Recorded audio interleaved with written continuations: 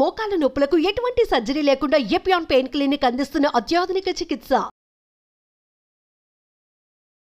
సికింద్రాబాద్లోని సృష్టి test tube baby సెంటర్లో జరిగినటువంటి దారుణాలు మోసాలని వెలుగులోకి తీసుకొచ్చినటువంటి పోలీసులు ఇమీడియట్గా సర్చ్ చేస్తే ఇదే ఏరియాలో బ్లూసీ హోటల్ పక్కనే ఉన్నటువంటి ఒక బిల్డింగ్లో ఇండియన్ స్పర్మ్ టెక్ క్లినిక్ అని ఒకటి నడుస్తున్నట్టు, అది కూడా అనాథరైజ్డ్గా నడుస్తున్నట్టు, ఇక్కడి నుంచి స్పర్మ్ని మేల్ నుంచి అలాగే ఎగ్ని లేడీస్ నుంచి, అంటే అండాలను ఆడవాళ్ళ నుంచి మగవాళ్ళ నుంచి స్పర్మ్ని రెండు తీసుకుని వాటిని అక్రమంగా అహ్మదాబాద్కి తరలించి అక్కడ ఒక సెంటర్లో టెస్ట్ ట్యూబ్లో వాటిని ఫర్టిలైజ్ చేసి ఆ తర్వాత యూజ్ చేస్తున్నారు. అంటే సరోగసీకి లేకపోతే ఐయుఐకి లేదంటే ఐవీఎఫ్కి అన్నిటికీ యూజ్ చేస్తున్నారని చెప్పేసి పోలీసులు వాళ్ళ దర్యాప్తులో తేల్చారు.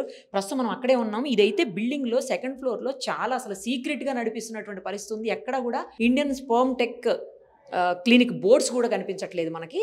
అయితే పోలీసులు ఇప్పటికే దీన్ని సీజ్ చేసేసారు అనుకోండి, అది వేరే విషయం. ఇక్కడ పంకజ్ సోని అనేటువంటి ఒక వ్యక్తి దీన్ని నడిపిస్తున్నట్టు తెలుస్తుంది.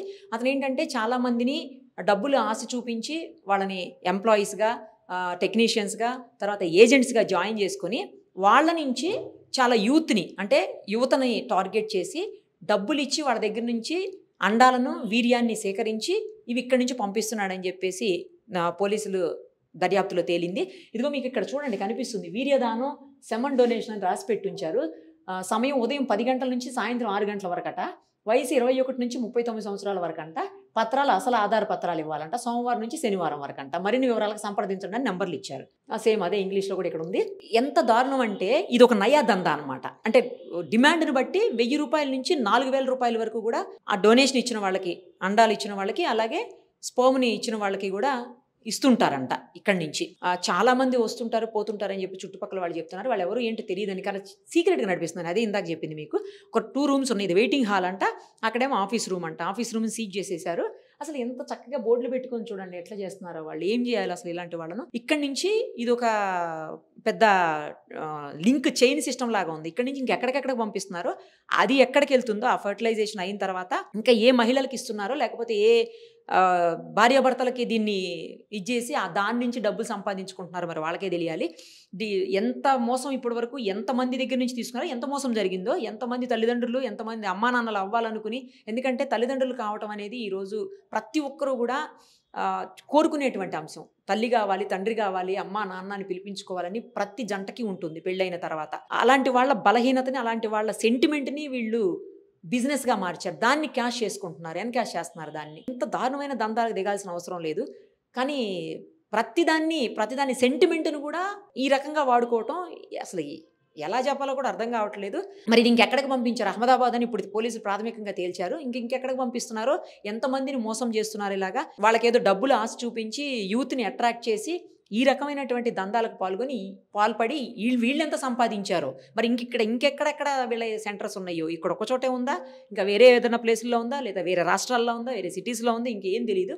అవన్నీ కూడా పోలీసులు పూర్తి స్థాయిలో దర్యాప్తు చేపట్టిన తర్వాత తెలుస్తుంది. కానీ పోలీసులు అయితే ఒక మంచి పని చేశారు. సృష్టి బేబీ సెంటర్ ఇష్యూ అయిన తర్వాత, test tube baby centre issue అయిన తర్వాత ఇమీడియట్గా ఇలాంటి వాటి మీద దృష్టి సారించారు. సో అందులో భాగంగానే ఇది కూడా బయటపడింది. ఇంకెక్కడ ఉన్నాయి అనేది కూడా పోలీసు సమగ్రంగా దర్యాప్తు చేసి కఠిన చర్యలు తీసుకోకపోతే మాత్రం ఇలాంటి నకిలీలు, పర్మిషన్స్ లేకుండా నడిపించేవి అడ్డంగా వాళ్ళ దగ్గర నుంచి దోచి వీళ్ళకి ఇస్తుంటారు అనమాట. అంటే ఎవరైతే తల్లిదండ్రులు కావాలని ఆశపడుతుంటారో అలాంటి వాళ్ళ దగ్గర నుంచి దోచేసుకుని ఇదేదో 1000 రూపాయలకి 4000కి వీళ్ళకి డబ్బులు ఇచ్చి వీళ్ళు ఎక్కువ మధ్యలో ఉండి ఎక్కువ దోసుకుంటారనమాట. సో ఇలాంటి వాటిని మాత్రం అరికట్టకపోతే చాలా ప్రాబ్లం అవుతుంది. కానీ దారుణం అనిపిస్తుంది. ఇంత దారుణంగా దిగజారి ఇలా బోర్డులు పెట్టేసి ఇంత సీక్రెట్గా నడిపించుకుంటూ వాళ్ళకి డబ్బులు ఇచ్చి దాన్ని ఇంకెక్కడికో పంపించి అసలు ఏంటిది? దీని వెనక ఏదో పెద్ద ముఠానే ఉండుంటుంది.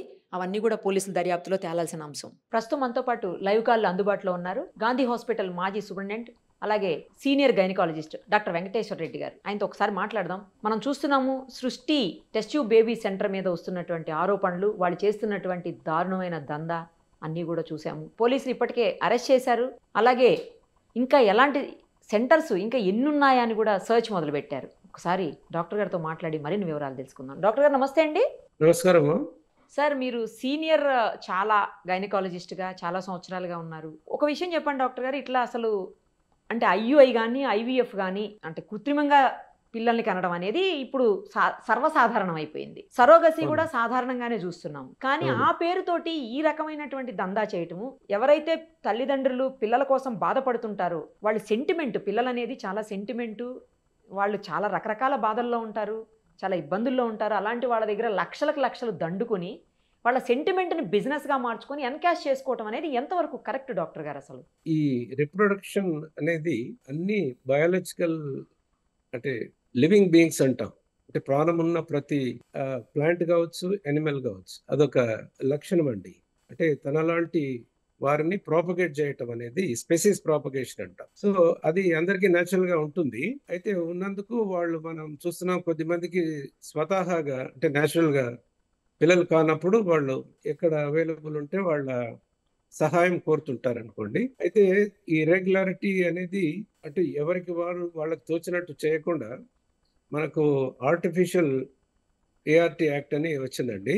దాంట్లో అందరూ అది ఫాలో కావాల్సిందే. దాంట్లో కొన్ని రూల్స్ అండ్ రెగ్యులేషన్స్ ఉంటాయి, అవన్నీ ఫాలో కావాల్సిందే. దీంట్లో అక్రమంగా చేసేందుకు వీలు లేదు. వాళ్ళు అంటే డాక్టర్ క్వాలిఫికేషన్ ఏమి ఉండాలి, ఆ సెంటర్ ఫెసిలిటీస్ ఎలా ఉండాలి, ఇవన్నీ దాంట్లో పొందుపరచబడ్డాయమ్మా. ఆ రూల్స్ అండ్ రెగ్యులేషన్స్ ఉన్నాయి. సో దాని ప్రకారమే అన్ని స్పెర్మ్ బ్యాంక్స్ కానీ ఐవీఎఫ్ సెంటర్స్ కానీ రన్ చేయాల్సి వస్తుంది. అంటే ఒక 5-6 ఏళ్ల కింద ఇవన్నీ లేవు రూల్స్ అండ్ రెగ్యులేషన్స్. సో ఇప్పుడు గవర్నమెంట్ అదంతా పెట్టేసిందండి. రూల్స్ ప్రకారమే అందరూ నడపాల్సి వస్తుంది. అంటే ఎలాంటి రూల్స్ రెగ్యులేషన్స్ పాటించకుండా ఇలా లక్షల్లో దండుకోవటం అనేది ఎంతవరకు కరెక్ట్ అనేది ఇక్కడ పాయింట్ డాక్టర్ గారు. అదేనండి. అయితే దాంట్లో వాళ్ళు ఏం చేస్తారంటే లోకల్ గా వీళ్ళు ఆ పర్మిషన్ తీసుకోవాల్సి వస్తుందండి. పర్మిషన్ తీసుకోకుండా నడిపేందుకు వీలు లేదు. ఆ లోకల్ హెల్త్ అథారిటీస్ వాటిని రెగ్యులేట్ చేసే వీలుంటుందండి. వాళ్ళు నాట్ ఓన్లీ ఐవీఎఫ్ సెంటర్స్ అనే కాకుండా మిగతా అన్ని క్లినిక్స్ కూడా రెగ్యులేషన్స్ ఉంటాయి. ఎవరు డాక్టర్ క్వాలిఫికేషన్ ఏమి ఉండాలి, ఏ క్లినిక్ ఏం చేయవచ్చును, ఏ హాస్పిటల్ ఏం చేయవచ్చును, ఇవన్నీ ఉంటాయి. అయితే మీరు అన్నట్టుగా డాక్టర్ గారు అసలు ఒక్క విషయం చెప్పండి. ఈ ఐయుఐలో కానీ ఐవీఎఫ్ లో కానీ లేదా సరోగసీలో కానీ పేరెంట్స్ నుంచి ఇటు ఎగ్ కానీ లేకపోతే స్పర్మ్ కానీ పేరెంట్స్ నుంచి తీసుకోవాలి తప్పించి వేరే వాళ్ళది తీసుకోవటం అనేది ఎంతవరకు కరెక్ట్? ఈవెన్ సరోగసీలో కూడా ఈ రెండునే తీసుకొని ఫెర్టిలైజేషన్ తర్వాత తీసుకుని వెళ్ళి వేరే మదర్ ఊంబులో పెడతారు. అసలు రూల్స్ రెగ్యులేషన్స్ అయితే ఇదే. కానీ వేరే వాళ్ళది పెట్టేసి వీళ్ళకి తెలియకుండా చివరికి డిఎన్ఏ టెస్ట్లో బయటపడేంత వరకు వీళ్ళ దందా బయటకు రాలేదంటే ఇంకా ఎన్ని చేస్తున్నారు అసలు దీంట్లో రూల్స్ రెగ్యులేషన్స్ పాటించాల్సిన అవసరం లేదా? ఎందుకు లేదండి, ఉంటుంది. లోకల్ ఈ అథారిటీస్ వీళ్ళంతా ఇన్స్పెక్ట్ చేస్తుంటారు.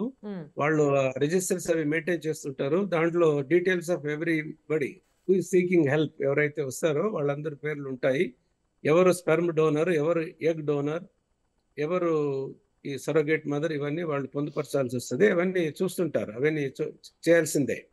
అయితే మనము ఏమంటున్నామంటే ఈ అక్రమాలు అనేది అంటే అది ఎంతో కొంత ఈ what you say deviant behaviour మానవ నైజం అనుకోవాల్సి వస్తుంది. సో దానికి ఈ చెక్స్ అండ్ బ్యాలెన్సెస్ ఏదైతే ఉన్నాయో అవి పెట్టడం జరిగింది. వాళ్ళు ఇన్స్పెక్ట్ చేసి పీరియాడికల్ గా అవి చూస్తుంటారు. అవి లేని పక్షంలో దే హావ్ టు ఫేస్ లా. అంటే అది డాక్టర్ గారు నా ప్రైమరీ క్వశ్చన్ ఏంటంటే, చెప్పండి ఇద్దరిది ఫాదర్ది మదర్ది వాళ్ళ దగ్గర నుంచి తీసుకున్నటువంటి ఎగ్ డోనర్ కావచ్చు లేకపోతే స్పర్మ్ కావచ్చు, వీళ్ళిద్దరి దగ్గర నుంచి తీసుకున్న దాంతోనే చెయ్యాలి తప్పించి వేరే వాళ్ళతో చెయ్యాలి. రైట్. దానికి ప్రొవిజన్స్ ఉంటాయండి. ఎగ్ డొనేషన్, స్పెర్మ్ డొనేషన్ అని ఉంటుంది. డోనర్ ఐవీఎఫ్ లో ఉంటాయి. డోనర్ ఐవీఎఫ్ అని ఉందండి, మీకు ఐడియా ఉంది? డోనర్ ఐవీఎఫ్ ఉన్నప్పుడు అట్లీస్ట్ పేరెంట్స్ కి ఇంటిమేట్ చేయాలి కదా. ఆ భార్య భర్తకు ఇంటిమేట్ చేసి వాళ్ళ పర్మిషన్ తీసుకొని వాళ్ళకి ఓకే అయితేనే కదా చెయ్యాలి. తప్పక చెయ్యాలి. అది రికార్డ్ చేసుకోవాలండి. ఓవరాల్ గా చేస్తే ఇబ్బందులు వస్తాయి. ఇట్లా ఇబ్బందుల సరేలే నమ్మకం మీద, మన ఇద్దరు నమ్మకం మీద నడుస్తుంది అనేది పోయింది. మీరు తప్పక వీడియో రికార్డింగ్ పేపర్ మీద పెట్టేసి వాళ్ళ సంతకాలు తీసుకోవాల్సిందే. వీలైనంత ఎవిడెన్స్ క్రియేట్ చేసుకోవాలి. ఎందుకంటే ఎవరు ఏమంటారో తర్వాత తెలియదు. నేను అడగలేదు, నువ్వు చేసావనే అవకాశం ఎప్పుడైనా ఉంది. మళ్ళీ నేను చెప్పాను, డీవియంట్ బిహేవియర్ అనేది ఒకరికి సంబంధించిన విషయం కాదు, ఇది మానవ నైజం. సో దానికి మనం ఏం చేస్తామంటే మనం ఎథికల్ వాల్యూస్ పెంచుకోవటం అనేది సమాజం మొత్తానికి సంబంధించిన విషయం, ఒక్కరని కాదు.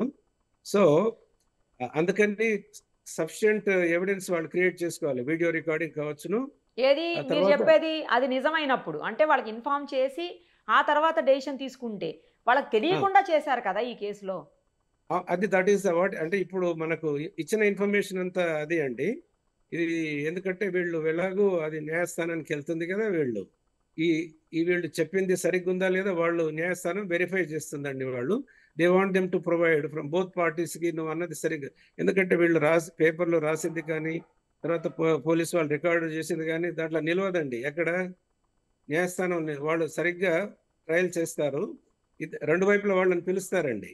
మీరు ఎలా చేశారు, మరి what are the rules, what you have done అని అడుగుతారు వాళ్ళు. సో వాళ్ళ వైపుకి వెళ్ళి వాళ్ళు పొందుపరచాల్సి వస్తుంది. వీళ్ళు మాకు చెప్పకుండా చేశారనే దానికి వీళ్ళు ఎవిడెన్స్ చూపించాల్సి వస్తుందండి. అట్లా ఏదేమైనా ఒకవేళ ఇరెగ్యులారిటీ జరిగితే అదేమి సమర్థనీయం అసలు కాదు. ఏ ఫీల్డ్లో కానీ ఏ ప్రొఫెషన్లో కానీ ఎథికల్ వాల్యూస్ మెయింటైన్ చేయాల్సిందేనండి. దీని తర్వాత ఇంకొక దందా బయటపడింది ఇమీడియట్ గా పోలీసుల వెరిఫికేషన్లు అంటే వాళ్ళు చెక్కింగ్స్ చేస్తున్నప్పుడు ఇంకోటి కూడా బయటకు వచ్చింది. ఏంటంటే స్పర్మ్ ఎగ్ డొనేషన్స్ తీసుకొని వాటిని అహ్మదాబాద్కి తరలించి అక్కడ ఫర్టిలైజేషన్ చేసి ఆ తర్వాత సరోగసీకి యూజ్ చేస్తున్నారు అని చెప్పేసి. సో ఇట్లా స్పర్మ్ డొనేషన్ అనేది కూడా యూత్ని టార్గెట్ చేసి ఇల్లీగల్గా తీసుకుంటున్నారు. వాళ్ళకి 1000 రూపాయల నుంచి 4000 రూపాయల వరకు కూడా వాళ్ళకి ఆశ చూపించి ఈ పని చేస్తున్నారు అని చెప్పి మేము వెళ్ళొచ్చాము. ఇప్పుడు చూసాం కూడా అది చాలా సీక్రెట్గా ఒక ప్లేస్లో నడిపిస్తూ ఉన్నారు. సో అది అసలు ఎగ్ డొనేషన్కి ఎవరు అర్హులు, ఎవరి దగ్గర నుంచి తీసుకోవచ్చు, స్పర్మ్ కూడా ఇవ్వాలంటే దానికి ఏం రూల్స్ రెగ్యులేషన్స్ అవసరం, ఎవరు పడితే వాళ్ళు ఇచ్చేయచ్చా? లేదండి, వాళ్ళని డోనర్స్ ని స్క్రీన్ చేయాల్సిందేనండి. They should be healthy individuals because వాళ్ళు స్పెర్మ్ డొనేట్ చేశారనుకోండి అదే జనరేషన్ ప్రాపగేట్ అవుతుంది కదండి. Suppose some genetic diseases health issues ఉండొచ్చు. హెల్త్ ఇష్యూస్ ఉంటే వాళ్ళు స్క్రీన్ చేయాల్సిందే, వాళ్ళ రికార్డ్ ఉంచాల్సిందే, అవి కూడా మెయింటైన్ చేయాల్సిందేనండి.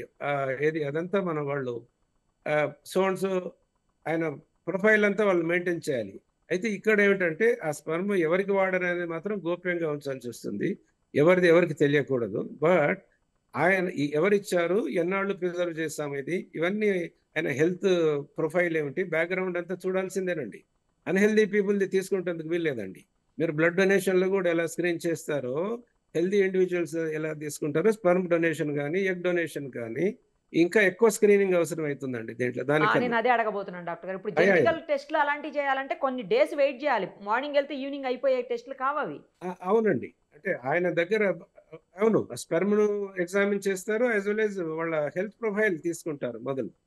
అయితే అది ఎలా చేస్తున్నారని మనకు తెలియదు. వీళ్ళని ఆల్రెడీ స్క్రీన్ చేసి వచ్చాక ఒకటి ఏమిటంటే మనకు ఐవీఎఫ్ కానీ ఇవన్నీ కూడా ఫర్టిలిటీ ఇష్యూస్ కానీ కొంచెం అంతగా మొదట్లో ఇన్ని క్లినిక్స్ ఇవన్నీ ఉండేవి కావు. ఎందుకంటే డాక్టర్స్ ఎవరు కూడా ఆ ఫీల్డ్లోకి వెళ్ళేవారు కాదు. ఇప్పుడు ఏంటంటే ఈ సమాజంలో ఉన్న ఇన్ఫర్టిలిటీ ఇష్యూస్ ఎక్కువగా ఉన్నవి. అంటే కొంచెము ఏమంటారు హెసిటెన్సీ ఉండేదండి ఈ పని చేయడం. అంటే దాంట్లో మోర్ ఆఫ్ కొద్దిగా కమర్షియల్ యాక్టివిటీ ఉన్నట్టు మీరే అంటున్నారు కదా. అవునా? అవునండి, అవును. కాంపోనెంట్ ఉండకూడదని ప్రతి డాక్టర్ అనుకుంటాడండి. బట్ అందుకని చాలా మంది డాక్టర్స్ ఈ ఫీల్డ్ వెళ్ళేవారు కాదు ఒక కాలంలో.